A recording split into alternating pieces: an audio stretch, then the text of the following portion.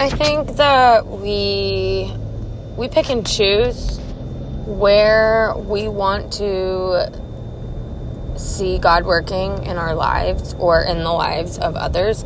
I think that in one prophetic sense, we believe in it. We believe in prophecy. We believe in, the spiritual realm. We believe in faith and having faith, and that faith is walking by what we cannot see, right? And I think that is Hebrews 11:1.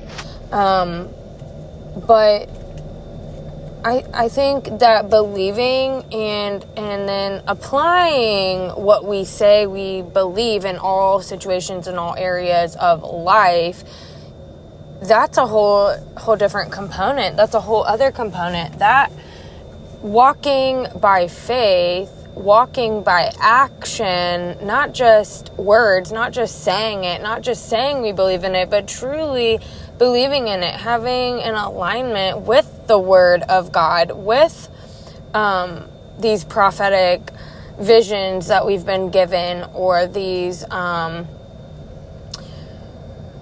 prophetic dreams, or whatever it is, and having an open mind and not shutting down something because we are looking at it through a fleshly lens, or through a limited mindset, or through a lens of having a biased approach, or just an unopenness, right, to seeing what someone else might be seeing in the spirit. If someone comes to us with something that they believe is prophetic and of the Spirit, the Holy Spirit, right? We should not shut that down. We should not deny that. We shouldn't just close a door on that, right? We need to hear them out. We need to listen with an open heart and an open mind and an open spirit, and discern what it is that they are saying, and is everything that they're saying biblical and sound, or are we shutting it down and just putting our own idea or our own judgment on it? Whatever it is, just because he's speaking it to one doesn't mean that he's speaking to all, or that everyone is going to understand. And if someone doesn't understand, or they don't see it, or their heart isn't really in alignment with that prophetic word, or it just really doesn't pertain to them, or maybe they're not meant to receive that word, maybe because it's not for them. They don't have anything to do with it. If they did, and it is of the Lord, then it would be evident. There would be fruit in that. So sometimes things like this get shut down immediately, and we don't even give God a chance to work in us to help this individual that has come to us for spiritual guidance or advice or what have you. And so I just think that it's very important for all of us in ministry to have this sensitivity to, one, discern what is in the person's heart, what is going on in their mind, where are they at in their spiritual walk, in their spiritual journey, rule things out, and just really use discernment and wisdom to be able to lead and guide and direct them down the path of righteousness, down the road that God wants them to go, to help them, right? We're not God, and we're not decision makers for them or their lives, or we're not to dictate what is or isn't from God, or how God is speaking to them, or what God is speaking to them on behalf of. But we are here to minister to them, to support them, to encourage them, to listen to them, to give biblical feedback, and to pray with them and to pray for them. But we are not God, and if we do not have a message to give to them from God, then all that we can do is to pray with them and lead them with truth, right? But it is not up to us to add our own strong opinions, especially if we are not in it like they are in it, or if God doesn't have our heart in it and we aren't really truly like resonating with it or with them, and we don't see it through the spiritual lens that they are claiming to see it through, right? Because we may just be perceiving this from a physical lens, and it could very well tamper with that person, with what God is showing that person, especially if they can't make sense of it. They aren't for certain of it, but they just feel so strongly in their soul like they know that it is God, but they're just looking for a little bit more direction, clarity, confirmation, like to test it, to to process it, to make sense of it, right? To just really want to make sure that they're in alignment with where God wants them, and that they're in alignment with His will, and that their heart is in the right place, that their mind is in the right place. And this is where really good ministerial counsel comes into play, and it's really just about just discernment and wisdom, and just compassion and support and listening and prayer, because it isn't about our thoughts or our opinions, or just anything about what we think or what we say. It's all ultimately what God is doing, and we are nobody to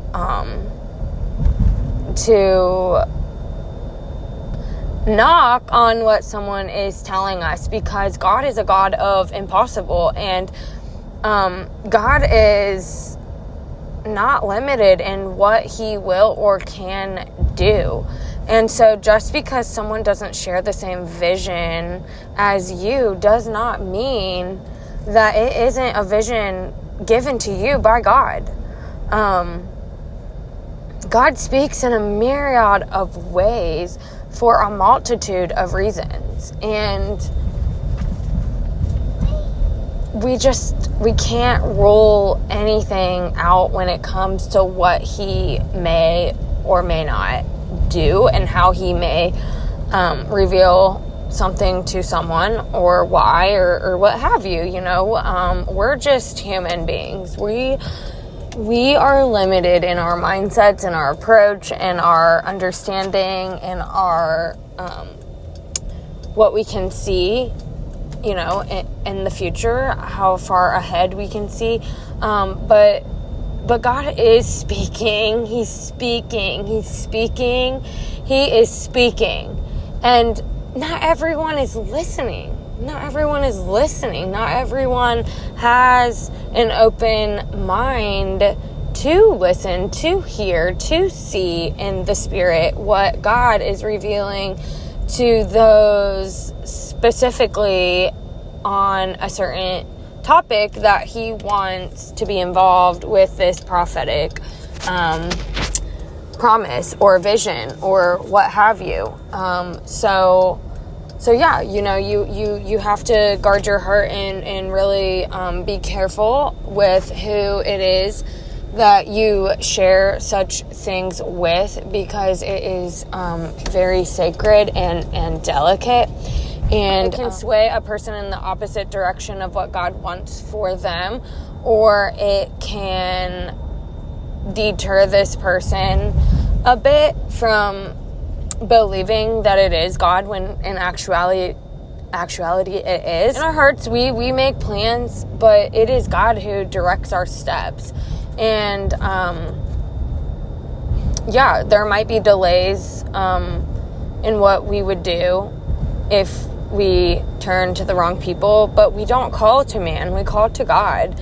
And if we know, and we constantly have this probing in our heart, right, that we know is God, but yet then after talking to like someone else and then we question it, but we continue to keep being drawn back to it, our hearts are consistently drawn to this one thing, and in this one thing there is an immense amount of peace that surpasses all understanding.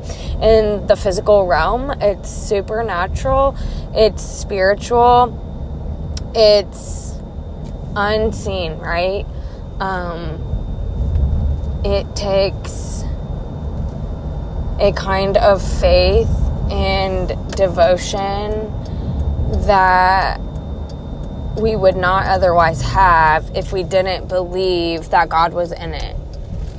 And when God is in something and you are obedient, you can rest assured that this promise will come to pass in the timing that God wants it to, in God's timing, in God's perfect timing. And we are not in control. We are not to do anything. We are to just follow his lead, and he will work all things together for good in his time. And nothing that is meant to be by God can be thwarted. So follow him, keep your eyes on Jesus, and he will work out the rest, because he is doing work. He is working and he is moving behind the scenes, and he is working in more hearts than one. And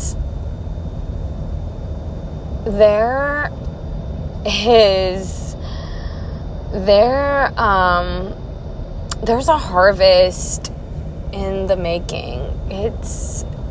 There's planting and sanctifying and preparation and healing and all the things. And there have been seeds that have been planted, and these crops have been growing. And harvest season is near. Harvest season is almost here. It's closer than ever before. And this harvest is about to be the biggest harvest that you have ever seen or encountered in your life. It is about to be life-changing, right? Because you have been waiting. You have been seeking the face of God. You have been reading his word. You have been praying. You have been endlessly chasing after the heart of God. And it is about to pay off. The reward is coming, and the reward is great. And it is so much greater than you could ever think or imagine or fathom or dream or just envision. It's so much bigger than anything. It's outside of what we could even envision with our limited capacity of our human mind. God is so good, and he is moving, and he is speaking, and he is working behind the scenes to bring all things together and make all things good. He has a plan for everything that we have wrecked under the sun, right? all things. He is making all things new. He makes all things new.